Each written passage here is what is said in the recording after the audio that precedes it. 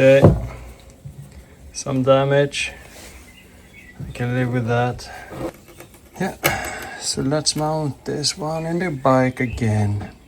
This was very dry, so I will clean this up a bit. It goes in a bit like this.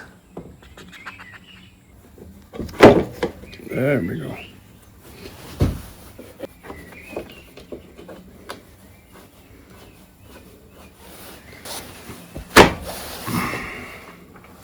Now it's hooking good.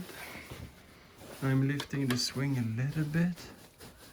So now this one is also good. But that was changing the spring. It was actually not that hard if you just had the right toe. Cool. Hope it helps somebody else. Pretty exact 61.5. So when installed, I put a spacer there, the 5mm spacer, and then this is, I put it in between this plastic and that one that hooks up with this one.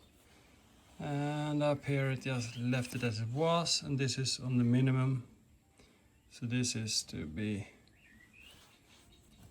pulled up for more